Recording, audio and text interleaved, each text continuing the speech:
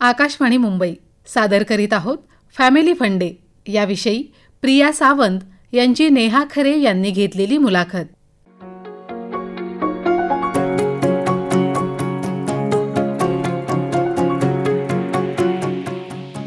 भारतीय कुटुंब व्यवस्था हा जगाच्या आस्थेचा, कुतूहलाचा आणि कौतुकाचा विषय. रक्ताच्या आणि मानलेल्या नात्यांचे बंध हे माणसांना जोडून ठेवतात. आपल्याकडे तर सख्खी, चुलत, आते, मामे, मावस कितीतरी नाती जपली जात असत. मुलांच्या सुट्ट्यांच्या काळात तर सगळी भावंडं एकत्र जमून धमाल चालायची. परंतु सध्याच्या काळात यासाठी खास गेट टुगेदर ठेवावी लागतात. यातही औपचारिकता अधिक असते का? आपली कुटुंब संकल्पना विस्तारित होतीये की संकुचित होतीये? नव्या काळाचे फॅमिली फंडे नेमके काय आहेत, या सगळ्याबद्दल आपण बोलणार आहोत डॉक्टर प्रिया सावंत यांच्याशी. नमस्कार. नमस्कार. प्रिया सावंत यांनी रसायनशास्त्र आणि मानसशास्त्रामध्ये क्लिनिकल सायकोलॉजी आणि इंडस्ट्रियल सायकोलॉजी अशा एकूण 3 क्षेत्रांमध्ये मास्टर्सची पदवी संपादन केलेली आहे. LNT सह अनेक कॉर्पोरेट कंपन्यांमध्ये नेतृत्व प्रशिक्षण विभागामध्ये प्रियाताई कार्यरत आहेत आणि त्यांची पुस्तकं प्रकाशित झालेली आहेत. गोल्डन सक्सेस स्किल्स हे इंग्रजीमध्ये आणि 2 हिंदी काव्यसंग्रहही प्रकाशित झालेले आहेत.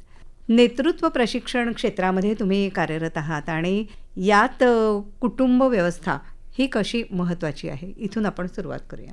खूप सुरुवातीलाच अगदी छान प्रश्न विचारलात नेहाताई. कुटुंब व्यवस्था ही अतिशय महत्त्वाची आहे आयुष्याच्या प्रत्येक पायरीवर. आणि जेव्हा नेतृत्व विकासाचा विषय येतो तर व्यक्तिमत्व विकास हा सुरुवातीला कुटुंबातून याची सुरुवात होते.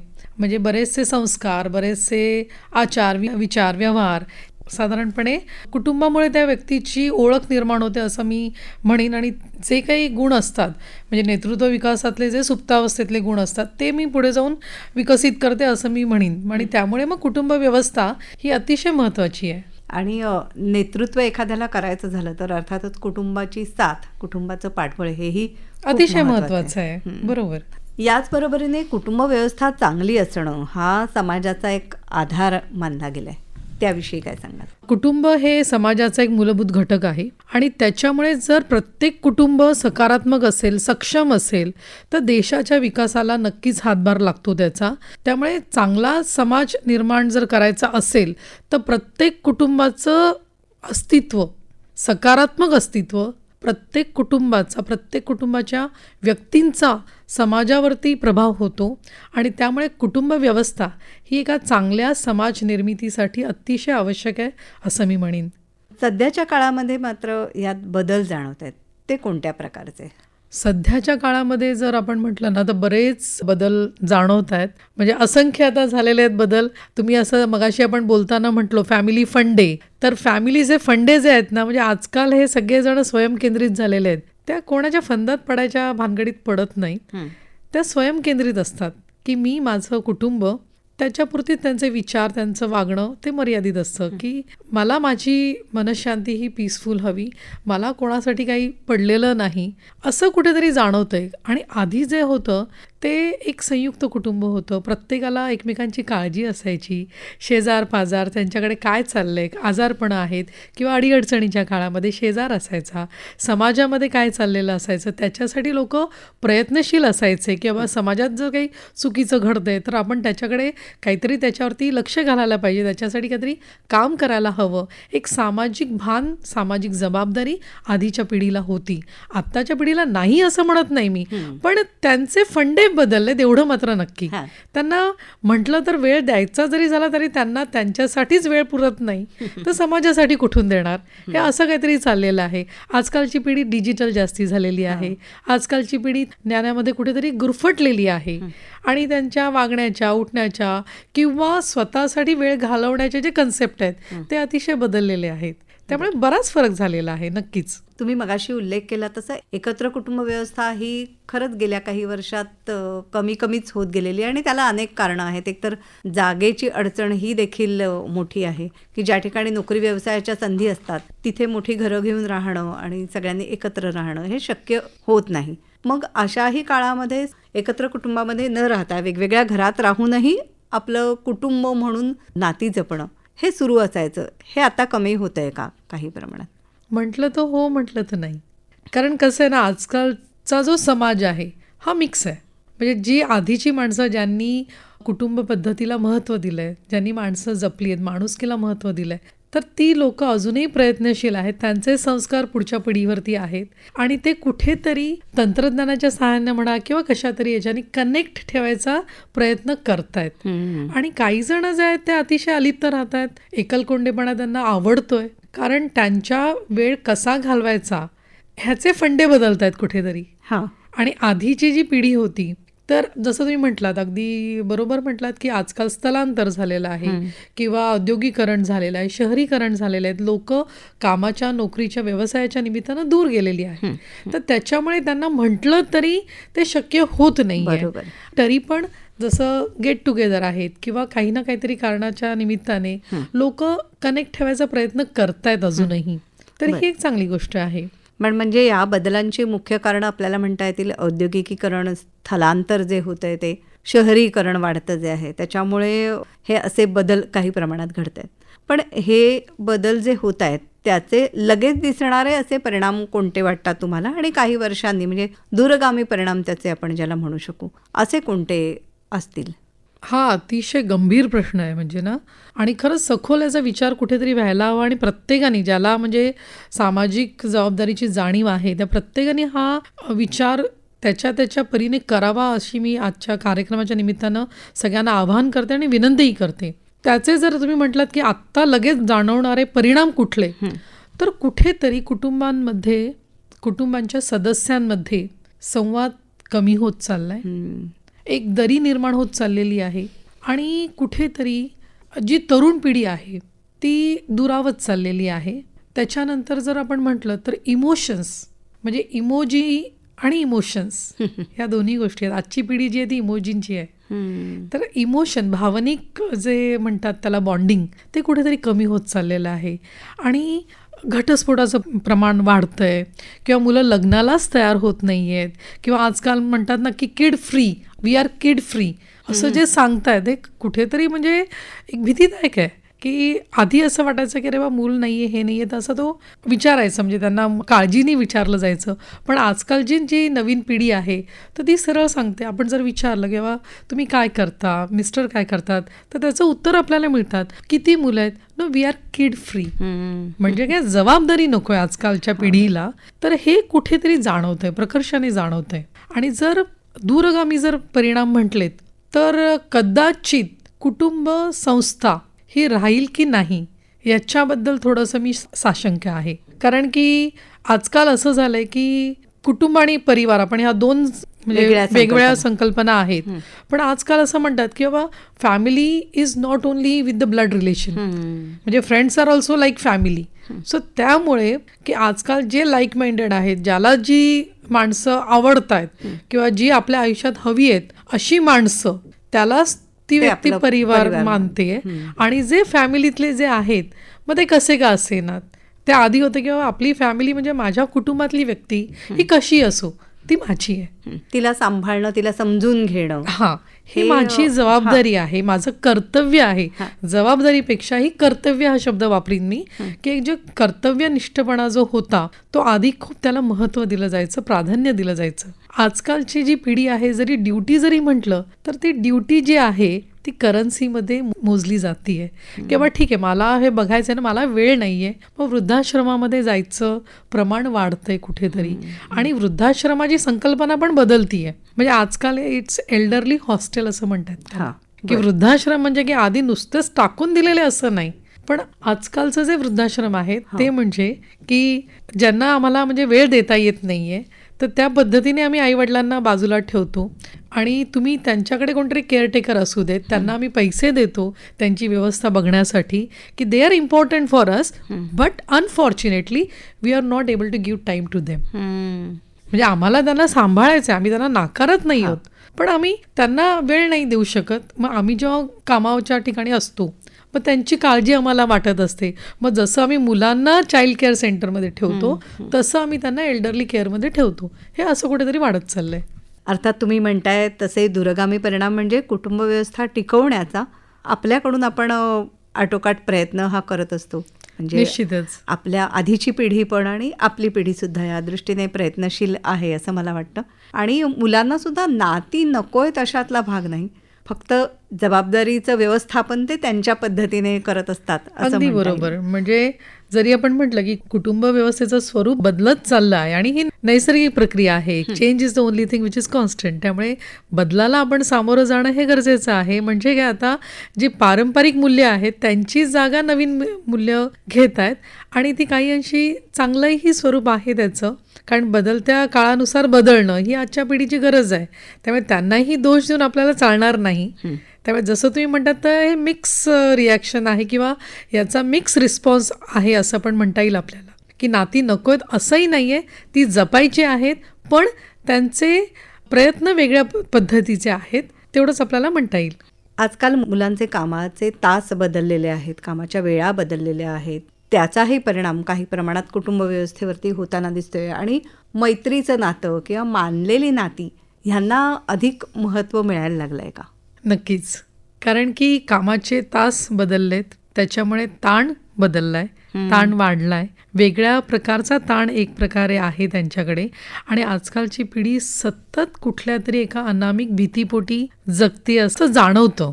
जरी 100% नाही तरी बऱ्याच अंशी एक असं जाणवतं की एक अनामिक भीती आहे सातत्याने. पण म्हणजे कसली असुरक्षा वाटते की कसं? असुरक्षा नोकरीच्या बाबतीत नक्कीच आहे. कारण की एक तर त्यांना कष्ट करण्याची सवय राहिलेली नाही आहे किंवा गरज वाटत नाही, कारण त्यांना ते सगळं रेडीमेड मिळालेलं आहे. म्हणजे जेवढे कष्ट आधीच्या पिढीने घेतलेले आहेत तर त्या मनाने ही जी पिढी आहे ती एक कम्फर्ट झोनवाली पिढी आहे. तो एक आपल्याला फरक ॲक्सेप्ट करावा लागेल. आणि त्याच्यामुळे काय होतंय की त्यांना नाती म्हणजे त्यांचे कामाचे तास वेगळे आहेत.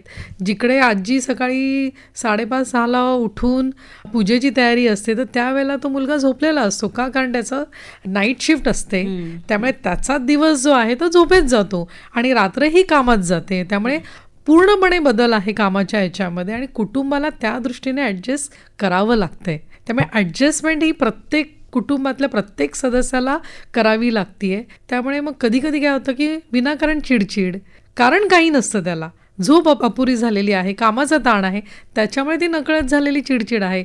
पण ती समजून घेणं हेही तेवढंच महत्त्वाचं आहे आणि ती व्यक्ती त्या समजून घेण्याच्या झोनमध्ये आहे की नाही तर हेही वेगळं होतं. त्याच्यामुळे विनाकारणची जी गुंतागुंत आहे ना ती वाढत चालली आहे कुठेतरी. पण मग त्यामुळे म्हणजे आपल्या नेहमीच्या नात्यांऐवजी मित्रमैत्रिणी हे अधिक जवळचे वाटतात. कारण की काय होतं की प्रत्येक वेळेला आजकाल होतं किंवा आमच्या वेळेला आम्ही असं करत होतो तर आमच्या वेळेला तसं होतं की आजकालची पिढी ते ऐकून घेण्याच्या ह्याच्यात नाही आहे. बरोबर. म्हणजे आजकालची पिढी जी आहे ती आई वडिलांकडनं एक मैत्रीचं नातं अपेक्षित करते किंवा तू आई बाबा म्हणून मला सारखं सारखं टोचून बोलू नकोस, काय ते समजून सांग, मी ऐकीन तुझं, उपदेश नको मला. एक मित्रताचं नातं असेल तर मग ते ऐकतात. पण त्यांना जे असं जे आधी आपल्याला आई बाबा म्हटलं की कुठेतरी एक आदरयुक्त भीती असायची ती आता उरलेली नाहीये. बरोबर. तर त्यामुळे अहो बाबाच्या ऐवजी बाबा सुद्धा ए बाबा झालेला आहे. आई पण आता आजकाल अहो म्हणत नाही, सरळ नावाने हाक मारते. किंवा आई बाबांचंही नातं एक बदललेलं आहे. मैत्रीचं छान नातं आहे, एक संवाद आहे त्याच्यामध्ये. जिकडे मी म्हणते की संवाद होत नाही, पण हा वेगळ्या प्रकारचा संवाद, कधी कधी तो निशब्द संवादही असतो. बॉडी लँग्वेजमधनं पण एक संवाद होतो की आता मी नाही, मला तुझ्याशी बोलायचं आहे किंवा आता मी थकलेली आहे त्यामुळे मग त्याच्यात इंटरेस्टेड नाही आहे. हाही एक संवादच आहे ना की I am not interested to talk to you किंवा लिसन टू यू, किंवा मी नाही आहे, म्हणजे मी जरी बसलेले असले तरी मी तुमच्यामध्ये नाही आहे, त्या मनस्थितीत नाही किंवा आय एम नॉट इंटरेस्टेड. म्हणजे तिथे असूनही ती व्यक्ती त्या मोबाईलमध्ये गुंतलेली असते, त्यामुळे अलिप्त राहू शकते. 100 लोकांमध्ये बसलेली आहे व्यक्ती, पण ती तिच्या विचारचक्रांमध्ये आहे आणि ती त्या मोबाईलच्या ह्याच्यामध्ये गुंतलेली आहे, त्यामुळे तिकडे असून सुद्धा ती अलिप्त आहे. मोबाईल हे सुद्धा एक फार मोठं कारण मला वाटतं. माणसांची संवाद खरं त्यातून जोडला जायला हवा, त्याच्याऐवजी दुरावताना दिसतात की काय माणसं काही वेळेला अगदी दुरावतात. कारण 4 लोक येतात आजकाल, पाहुणे जरी गेले तरी ते तुम्ही चहा पाणी त्यांना विचारताय की नाही त्याचा फरक नाही पडत, पण ते इंटरनेटचा पासवर्ड द्यावं जरा हे कुठेतरी आलेलं आहे. घरात आल्यानंतर लगेच सुरू दुसऱ्याकडे जाऊन दुसऱ्याकडे मोबाईलवरती किंवा मला रेंज पकडत नाहीये, जरा पासवर्ड द्या ना. ती अस्वस्थता आहे. ती अस्वस्थता आहे. म्हणजे आजकाल तुम्ही पैसे घेतलेत की नाही, पर्स घेतलं की नाही, किंवा काही बरोबर आहे की नाही त्याचा फरक पडत नाही, पण मोबाईल असायला हवा. कारण त्याच्यामध्ये बँकही तुमची त्याच्यात आहे, अक्षरशः म्हणजे मुलांशी पण कनेक्टेड तुम्ही त्याच्याच थ्रू आहात, कामाशीही कनेक्टेड त्याच्याच थ्रू आहात. त्यामुळे मोबाईलशिवाय तुम्ही जगूच शकत नाही असं झालेलं आहे.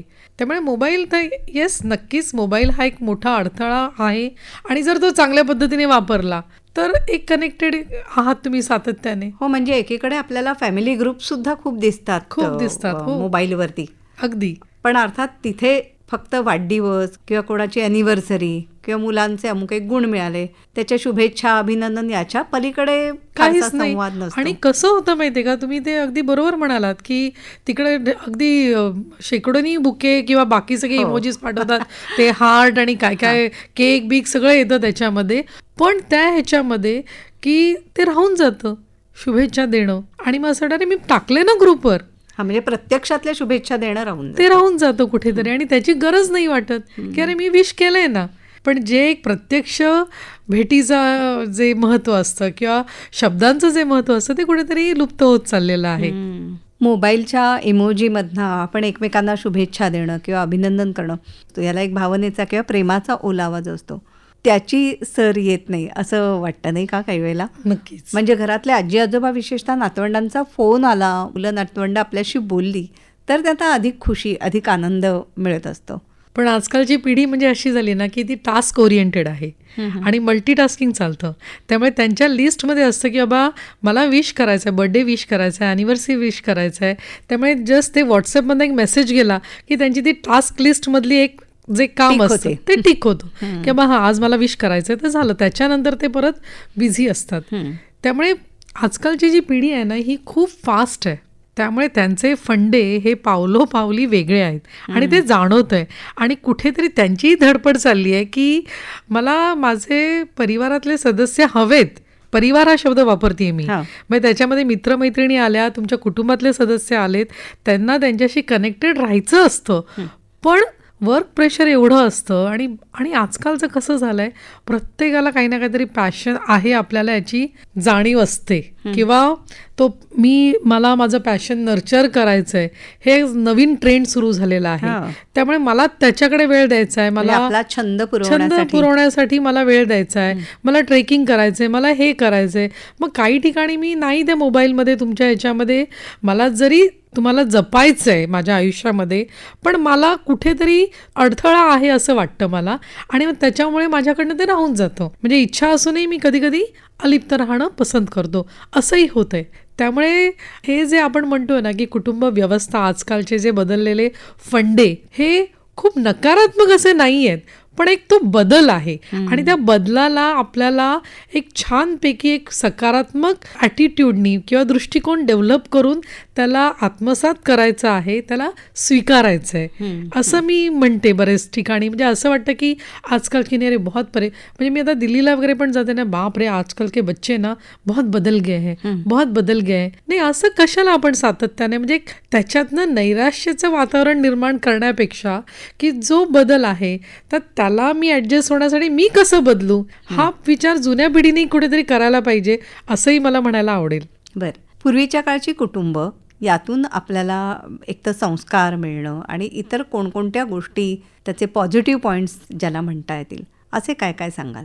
आधीचं जे होतं ना ते खरंच छान होतं, कारण आपण त्या पिढीतनं गेलेलो आहोत. त्यामुळे आजी आजोबा त्यांनी सांगितलेल्या गोष्टी, त्यांनी म्हटलेले अभंग श्लोक हे कानावर पडायचं आणि नकळत ते संस्कार व्हायचे. त्यामुळे आजकाल जसे तेव्हा संस्कार वर्ग, कंपल्सरी हे शिक ते शिक, या क्लासेसचा भडीमार त्यावेळेला नव्हता. ते नकळत संस्कार व्हायचे, नकळत तुमची आवड कशात आहे ते तुम्हाला कळायचं आणि मग ते तुम्ही जोपासायला सुरुवात करायचात. वाचनाची आवड, कारण तुम्हाला ते दिसायचं की तुमचे काका मामा मावश्या पुस्तकं घेऊन वाचतायत. आजकाल ती वाचन संस्कृती कुठेतरी ऱ्हास पावत चाललेली आहे, कारण ते किंडल आलेलं आहे, त्यामुळे ते तुमचं वाचनही त्याच्यावर आहे, ऑडिओ बुक्स आहेत, त्यामुळे मुलं ती कानाची लावून त्यांचं पुस्तक ऐकणं चाललेलं असतं, त्यामुळे सगळं माध्यमं बदललेली आहेत. तर ते कुठेतरी आहेत. त्यामुळे संस्कार जे आधीच्या पिढीचे व्हायचे ते नकळत व्हायचे, आजकाल जाणीवपूर्वक करायला लागतात. हा एक मोठा फरक आहे. आणि शिवाय प्रेमाने मायेने जोडलेली माणसं हा सुद्धा खूप मोठा भाग, जमेची बाजू असं म्हणता येईल कुटुंबाची. अगदी. आधी कसं असायचं की मला या व्यक्तीकडनं फायदा आहे की नाही हा विचार न करता ती माणसं जोडली जायची, आणि ते जोडलेला माणूस त्याच्या परीने परतफेड करायचा प्रयत्न करायचा, तेही कुठली अपेक्षा न ठेवता. आजकाल जे आहे तर ते एक्सपेक्टेशन आहे, गिव्ह अँड टेक, ते वाढत चाललंय. पूर्वीच्या काळी शेजार धर्म हा सुद्धा खूप मोठ्या प्रमाणात असायचा, की लहान मुलांना घरात ठेवून आपल्याला नोकरीसाठी जायचं आहे तर शेजारी सुद्धा आपल्या मुलांची थोडीफार काळजी घेत असत, निदान लक्ष ठेवत असत की चुकीचं काही करत नाही आहे ना. हेही आता ब्लॉक संस्कृतीमुळे तेही नष्ट व्हायला लागलेलं आहे. नक्कीच. आजकाल असं आहे ना की म्हणजे आजकालचं जसं तुम्ही म्हटलात की ब्लॉक संस्कृतीमुळे हे शेजार धर्म म्हणजे शेजारी कोण आहे आपल्या हेही कळत नाही. म्हणजे बरेचदा आता बऱ्याच ठिकाणी जातो तेव्हा म्हणजे असं वाटतं की अरे नाही ये ना हमको खाली लिफ्ट में ही आते जाते मिलते हैं, हे आमच्या शेजारी आहेत हेच माहिती नाही आपल्याला. आधीचं खरंच तुम्ही म्हटलात तसं शेजारी लक्ष ठेवायचे, काळजी घ्यायचे, एकमेकांकडे जाणं येणं असायचं. आजकाल मोबाईलवरनं किंवा फोनवरनं विचारून कोणी जात नाही. म्हणजे आधीच्या काळी कोणी आलं, अगदी अचानक जरी आलं तरी त्याचं तेवढंच उत्साहाने स्वागत व्हायचं. आजकाल म्हणजे अरे बता की आना था, अपॉइंटमेंट घ्यावं लागतं ना. म्हणजे इव्हन स्वतःच्या आई वडिलांना जरी यायचं असेल, अरे तू घरी आहेस का हे विचारायला लागतं, की तुमच्याकडे वेळ आहे का, त्या वेळेला आम्ही येतो. पण हेही एका दृष्टीने योग्य वाटतं ना, की असं अचानक जाऊन कोणाकडे धडकून त्या माणसाची काही गैरसोय होण्यापेक्षा विचारून ठरवून गेलं तर अधिक आपल्याला चांगल्या प्रकारे गप्पा मारता येतील, संवाद होऊ शकेल असंही म्हणता येईल, नाही का. ते असतं, पण जे सरप्राईज गिफ्टचा जो आनंद असतो ना तो वेगळाच असतो नेहमी. की त्यामुळे जी अचानक माणसं यायची, आपल्याला हवी अशी वाटणारी माणसं यायची, अचानक यायची, तो एक खूप मजा यायची. म्हणजे खूप छान वाटायचं तेव्हा एक तो सरप्राईज एलिमेंट असायचा. किती अगत्य करू आणि किती नाही असं व्हायचं ज्यांच्याकडे जायचं. आणि आजकाल जसं म्हटलं की जे सगळं ते प्लॅन्ड असतं, की एव्हरीथिंग इज प्लॅन्ड, की तुम्ही आल्यावरती मी काय करायचं, किती वेस्टेज होऊ नाही द्यायचं ह्याचाही मी विचार करतो. तर ते कुठेतरी आहे. पण ठीक आहे, दोन्ही गोष्टी प्लस मायनस आहेत नक्कीच. प्रियाताई, तुम्ही स्वतः एका मोठ्या परिवाराचा सदस्य होतात आणि आहात असं म्हणता येईल. तो म्हणजे भारतीय सैन्य दलाचा परिवार. हा खऱ्या अर्थाने खूपच मोठा परिवार, विस्तारित कुटुंब अशी अनेक तुम्ही जोडलेली असतील. तर तिथले अनुभव तुमचे थोडे आम्हाला सांगाल का, की या ठिकाणी माणसं एकमेकांना धरून राहणं हे किती महत्त्वाचं असायचं आणि कशा पद्धतीने व्हायचं? आर्मी परिवाराचा हिस्सा असणं हे मी खरोखरच म्हणजे एक परमेश्वराची कृपा आहे असं मी म्हणते. एक नक्कीच वेगळं फिलिंग आहे. Literally we feel so blessed to be part of army fraternity, to be part of army family. कारण ते एक वेगळं विश्व म्हटलं तरी चालेल. आणि म्हणजे जी आर्मीच्या बाहेरची कुटुंब आणि आर्मीतली कुटुंब ह्याच्यातला जर मला जो प्रामुख्याने जाणवणारा जो फरक असेल तर ते म्हणजे की जेव्हा आम्ही एखाद्या ठिकाणी पोस्टेड असतो तर त्यावेळेला अख्खं unit we stay as a family. प्रत्येकजण एकमेकांची काळजी घेतं आणि प्रत्येकजण एकमेकांविषयी विचार करतं आणि प्रत्येकाची सुखदुःख ही त्यावेळेला त्यांची स्वतःची असतात. इथे जर तुम्ही म्हटलात बाहेर आर्मीच्या व्यतिरिक्त तर प्रत्येक कुटुंबाच्या समस्या वेगळ्या, त्या प्रत्येकजण वेगवेगळ्या ह्याला तोंड देत असतं, त्यामुळे प्रत्येकजण वेगळ्या मनस्थितीत असतं. पण आर्मी फॅमिली जर म्हटलं तर एकाच वेळी सर्वसाधारणपणे त्या एकाच मनस्थितीत असतात.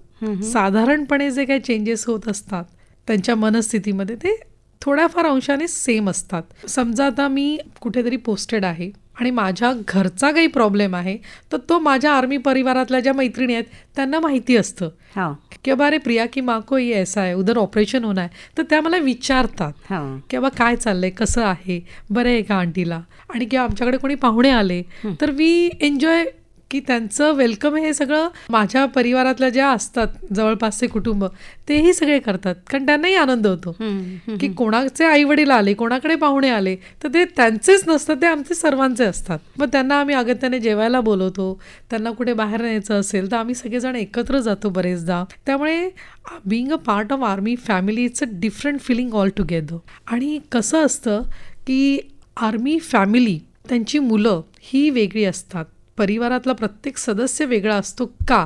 कारण की जे आमचे कुटुंब प्रमुख असतात they are the chosen leaders. म्हणजे आर्मीमधला जो एखादा अधिकारी आहे किंवा कोणी असेल तर UPSC थ्रू येतात. म्हणजेच काय की ज्या पदासाठी लाखो लोक अप्लाय करतात, हजारोमध्ये सिलेक्ट होतात, त्याच्यातनं स्पर्धा पास होतात. परीक्षेचे सगळे टप्पे पार करून ते हा पुढे म्हणजे आले लाखो अप्लाय करतात, हजारो पास होतात आणि त्याच्यामधले फक्त शेकड्यांनी निवडले जातात. आणि निवड प्रक्रिया पण 5 दिवसाची असते. म्हणजे धावून सुलाखून आलेले जे हिरे असतात तर ते असतात. त्यामुळे त्यांच्याकडनं बरंच काही शिकायला मिळतं, मुलांना पण परिवारातल्या सदस्यांना पण.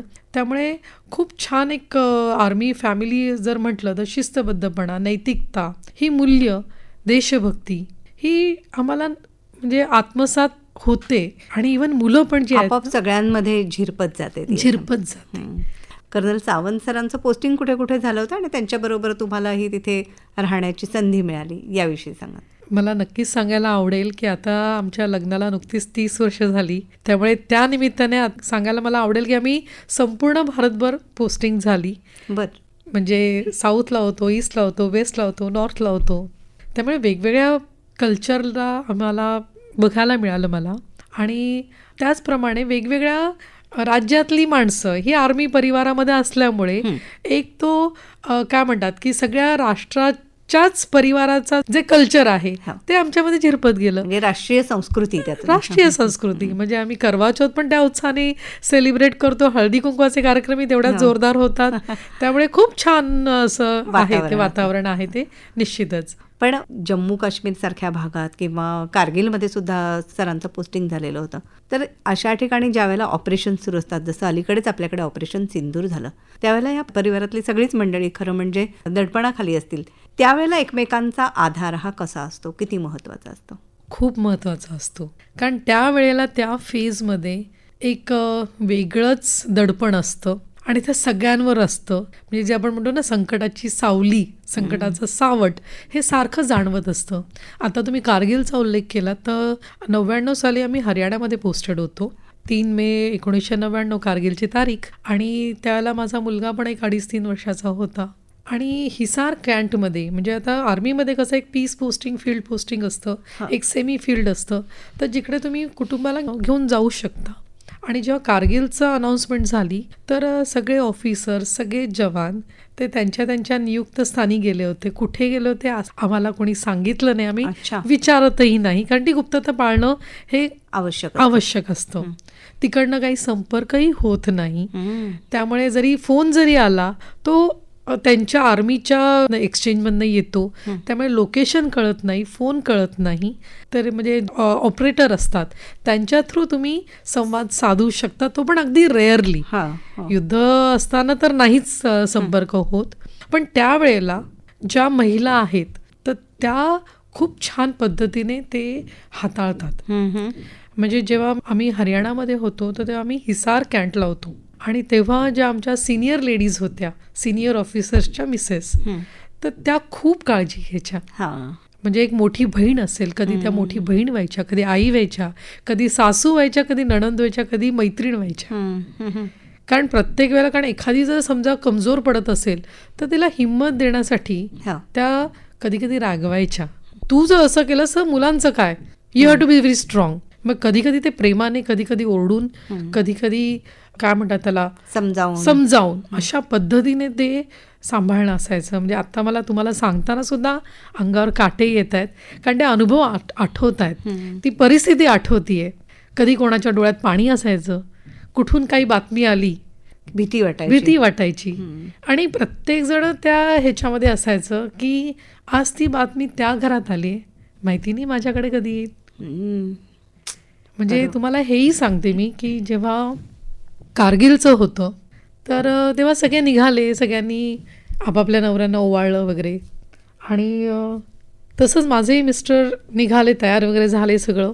आणि त्यांनी मला एक राखी असते ना आपली, तसं काहीतरी एक दिलं, की एक असा म्हणजे बिल्ला टाईप असा होता आणि त्याला राखीसारखे धागे होते. तर म्हणे जरा हे बांध गं. तर मला काय वाटलं की बाबा ठीक आहे बाबा, असंच काहीतरी प्रोटेक्शनसाठी म्हणून, असं आपण म्हणतो ना एक काळा धागा बांध किंवा काय असं, तर म्हणून. आणि मला त्याच्या मागचं गांभीर्य कळलं नाही. आणि मी आपली म्हटलं ठीक आहे द्या, मी कुठे बांधते म्हणून, द्या हात पुढे करा. आणि मी छानपैकी बांधलं ते आणि म्हटलं चला all the best, come back soon वगैरे. आणि मग मी सहज कुतूहलापोटी विचारलं की काय हे, म्हणजे काय तुमचं असं काय लकी बॅच वगैरे असं आहे का? म्हणे अगं नाही, याच्यावरती आमचा ब्लड ग्रुप लिहिलेला असतो. अच्छा. आणि त्यावेळेला माझ्या शरीरातनं जी अशी एक शीतलहर गेली, म्हणजे अशी थोडंसं घाबरायला झालं मला, की अरे म्हणजे की कधी काही होऊ शकतं. आणि त्यावेळेला इमर्जन्सीमध्ये तो ब्लड ग्रुप त्याचा सैनिकाचा माहिती असायला पाहिजे, की त्याला इमिडिएट फर्स्ट एड मिळण्यासाठी म्हणून. तर ते होतं ते. त्यामुळे मला इतकं ते घाबरायला झालं त्या क्षणी. तोपर्यंत मला कल्पना नव्हती. आणि कारण कधी मी असं त्या वॉर सिच्युएशनला फेस केलं नव्हतं. त्यामुळे ठीक आहे बाबा, जातात एक्झरसाईजला जात आहेत आणि सगळं करून येणार मस्तपैकी छान असं ना, म्हणजे ती भीती नव्हती की एवढं असं काही होईल किंवा काय असं. पण नंतर ते कारण ह्या लोकांनी कधी जाणू दिलं नाही ते. आणि ते घरी याबद्दल बोलत आहे, कधीही बोलत नाही. इव्हन म्हणजे जेव्हा ते उरीचं झाला हल्ला, तर तेव्हा जे जनरल होते आमचे, तर तेव्हा एकीकडे बायको काहीतरी सांगते, अहो असं ॲडमिशनचं हे ते किंवा जे काही असेल, कौटुंबिक संवाद चालला आहे. आणि त्याच वेळेला ते इन्स्ट्रक्शन्स देत आहेत की आता असं करायचं आहे, तसं करायचं आहे. त्यामुळे ते कसे बॅलन्स करतात तेच जाणे. पण त्यांच्या चेहऱ्यावरती कधीही ते दिसत नाही. पण येस, सगळं ऐकून, सगळं वाचून असं कुठेतरी एक अशी ती भीतीसारखी जाणवत असते की कधी काय होईल माहिती नाही. बरोबर. आणि ह्या अशांत परिस्थितीमध्ये किंवा अस्वस्थता मनाची ज्या वेळेला असेल, त्यावेळेला हा असा परिवार हा निश्चितच साथ देणारा ठरत असतो. तुम्ही मगाशी उल्लेख केलात की सामाजिक भान हे कमी होतं आहे की काय आत्ताच्या काळात, ही एक थोडीशी भीती वाटते. पण याही बाबतीत मला असं वाटतं की त्याचं स्वरूप बदलतं आहे का, की मुलंसुद्धा मदत करत असतात किंवा त्यांचे ते सुद्धा काही सामाजिक उपक्रम राबवत असतात. कुटुंब जसं त्यांचं जपतात तसं समाजाचं एक मोठं कुटुंब आहे, त्यालाही हातभार लावतात का? नाही, खरंच म्हणजे हे कधी कधी म्हणजे कुतूहल वाटतं की एकीकडे किंवा आपल्यापेक्षा वयाने मोठी माणसं आहेत, तर त्यांच्याकडनं असं वाटतं की अरे आजकल की मतलब पीढ़ी जो है वो बदल रही है, उनको कुछ है नहीं, लोगों के लिए कुछ लगता नाही आहे. मी हिंदीमध्ये माझं सारखं येतं कारण जास्ती वास्तव्य माझं दिल्लीला झालेलं आहे. 15 वर्ष मी दिल्लीला होते. तर त्यामुळे सारखं त्यांच्याकडनं ऐकायला यायचं. पण त्याचबरोबर इव्हन कोविडच्या काळामध्ये सुद्धा तरुण पिढीनी जेवढं काम केलं, जेवढी आत्मीयता दाखवली, खरोखर वाखाणण्यासारखी आहे. म्हणजे एकीकडे आपण म्हणतो की अरे तरुण पिढीला कुठेतरी अटॅचमेंट नाही आहे किंवा काय असं इमोशन्सला इमोजींमध्ये ती गुरफटलेली आहे, पण त्याच वेळेला असं वाटतं की ती संवेदनशील आहे. खरं म्हणायला गेलं तर ती खूप प्रॅक्टिकल आहे. त्यामुळे जेव्हा गरज आहे तेव्हा ती संवेदनशीलपणे वागते आणि जेव्हा गरज नाही आहे तेव्हा तो बॅलन्स तिला तो छान जपता येतोय. कारण आजही अनेक तरुण मुलं ही वाड्या वस्तींमध्ये जाऊन काही सामाजिक सेवा करणं, विद्यार्थ्यांना शैक्षणिक साहित्य पुरवणं असेल किंवा त्या ठिकाणी काही श्रमदान करणं, अशा तऱ्हेचे उपक्रम राबवताना दिसतात. त्यामुळे अशा पद्धतीने समाजभानाचे संस्कार हे ह्या पिढीवर आहेत असंही दिसतं आपल्याला. आणि नक्कीच दिसते. कारण काय माहिती आहे का, मिक्स आहे की जशी मी म्हटलं की change is the only thing constant. म्हणजे जे चेंज होतंय, समाज बदलतोय, पण ज्यांना संस्काराचं व्हॅल्यू आहे, ज्यांना महत्त्व आहे, ती पिढी आणि जी पाश्चात्य संस्कृतीनी गुरफटलेली पिढी, तर ह्या दोन्ही पिढी आपल्याला दिसत आहेत. त्यामुळे आपण असा एक निष्कर्ष काढू शकत नाही की बाबा कुटुंब व्यवस्था मोडकळीस आली आहे किंवा त्यांना हेच नाही आहे. त्यामुळे हे बॅलन्स आहे खरं तर. बरोबर. आणि आत्मकेंद्रित अवस्था जी आहे ती आपल्याला मात्र बदलण्यासाठी सगळ्यांनाच प्रयत्न करावे लागतील असं वाटतंय, की म्हणजे फक्त मी आणि माझ्यापुरतं एवढाच विचार न करता थोडा अधिक खुलेपणा विचारांना यायला हवा. आणि याची सुरुवात घरापासून, आपल्या कुटुंबापासूनच होईल, नाही का? नक्कीच, नक्कीच. म्हणजे संवाद हा कुठेतरी व्हायला हवा आणि इव्हन आजचा जो आपला कार्यक्रम आहे, असे कार्यक्रम पण व्हायला हवेत, सातत्याने व्हायला हवेत. कारण आता काय माहिती आहे का, म्हणजे कुटुंब प्रबोधन हे सगळ्यांच्या डोक्यात कुठे ना कुठेतरी फिरतंय आणि त्या अनुषंगाने समाज प्रयत्नशीलही आहे. नवी पिढी पण त्याला तेवढ्याच ह्याच्यानी साथ देती आहे. पण तो एक अवेअरनेस की बाबा कुटुंब व्यवस्था, जसं तुम्ही सुरुवातीला म्हटलात की भारतीय संस्कृतीची ती ओळख आहे, त्यामुळे ती टिकवणं हे आपल्याला फार गरजेचं आहे. आत्ताच मागच्या आठवड्यातच जाहीर झालं की भारत इकॉनॉमिकली 4थ्या स्थानावरती आलेला आहे.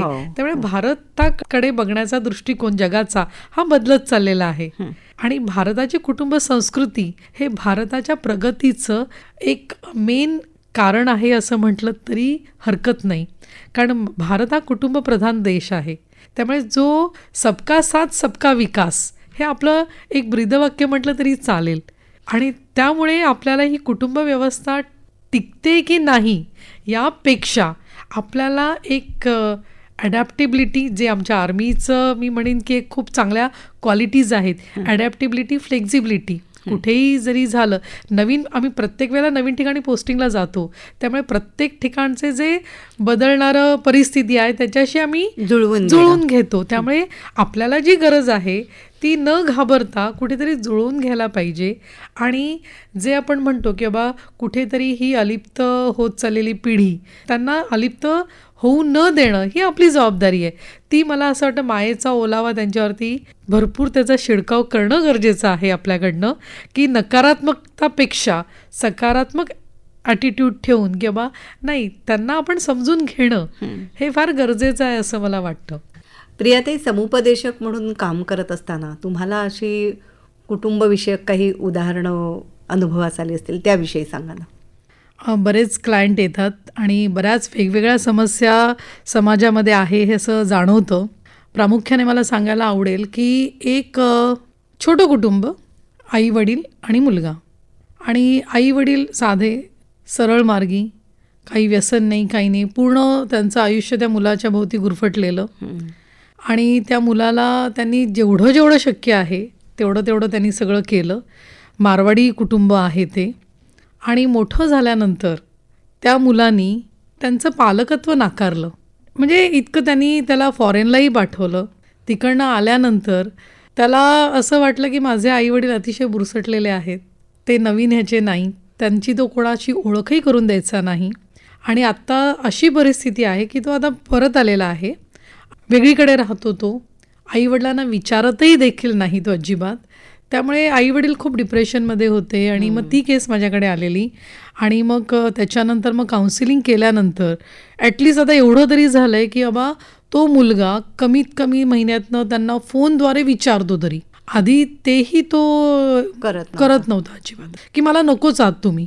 आणि म्हणजे तो देवाला दोष द्यायचा की मला या आईवडिलांच्या पोटी का घातलंस किंवा काय, किंवा त्यांचे विचार त्यांना पटत नव्हते. आणि ते काय चुकीचे किंवा खूप असं फोर्सफुली करत होते असंही नाही, पण ते ॲडजस्टमेंट हा प्रकार जो आहे ना तो होत नव्हता. म्हणजे तिकडनं जेव्हा तो गेला कॅनडाला, तेव्हा तो म्हटला की मला यायचंच नाही आहे परत. आणि त्याच्यानंतर काही कारणाने तो आला परत.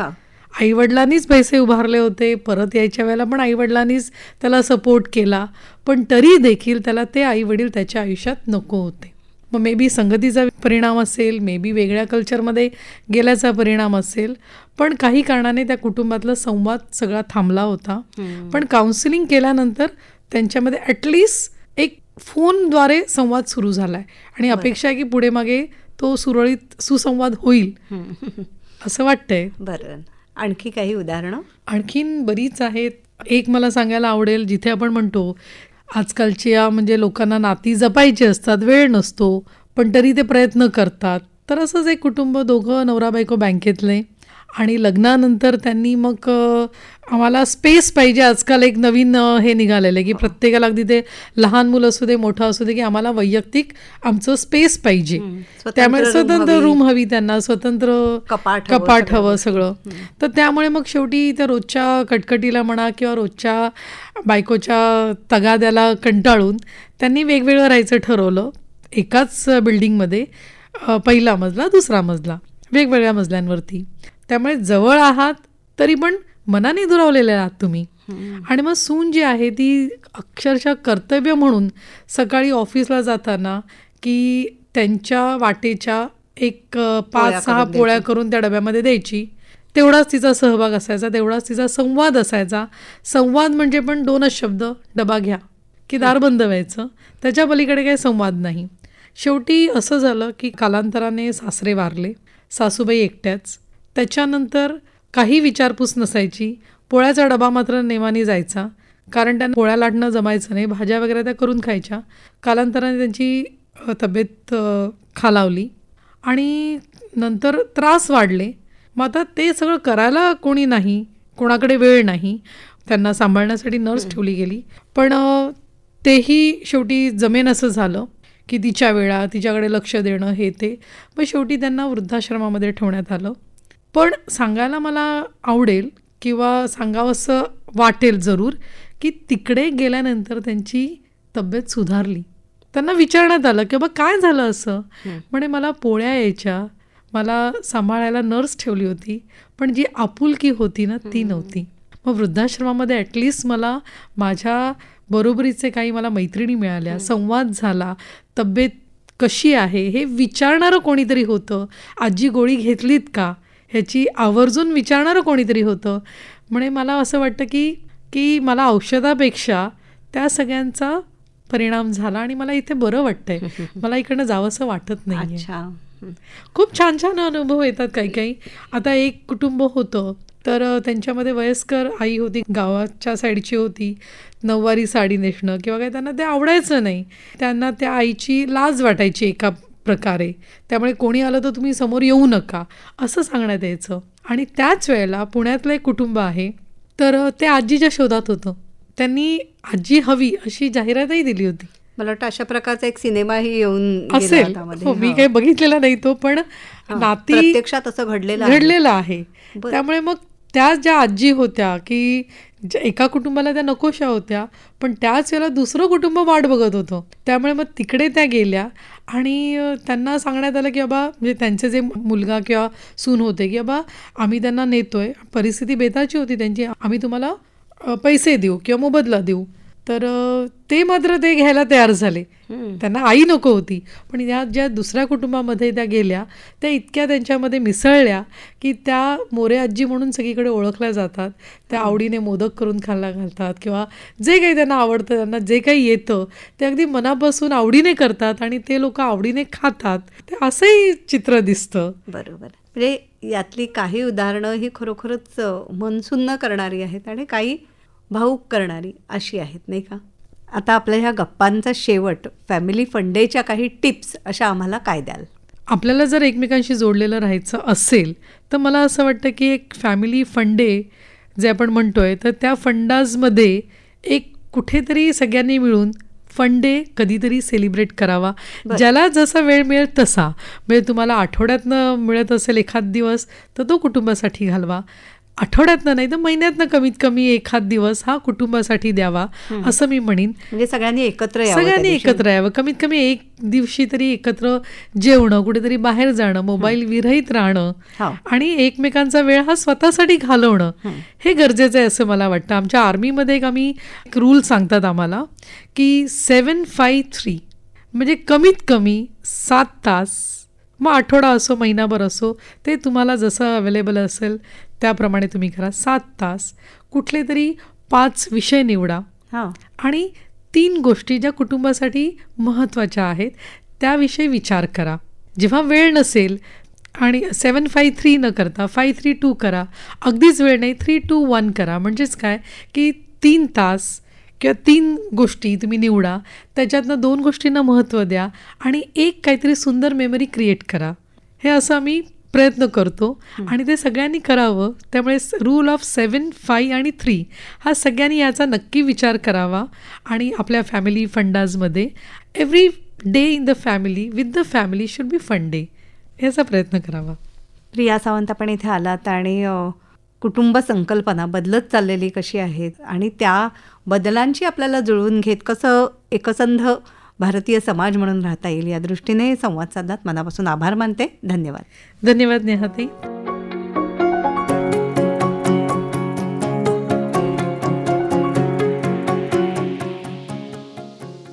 श्रोतेहो, फॅमिली फंडे याविषयी प्रिया सावंत यांची नेहा खरे यांनी घेतलेली मुलाखत आत्ताच आपण ऐकली. या कार्यक्रमासाठी निर्मिती सहाय्य केलं होतं सुहिता मराठे हिने आणि सादरकर्त्या नेहा खरे.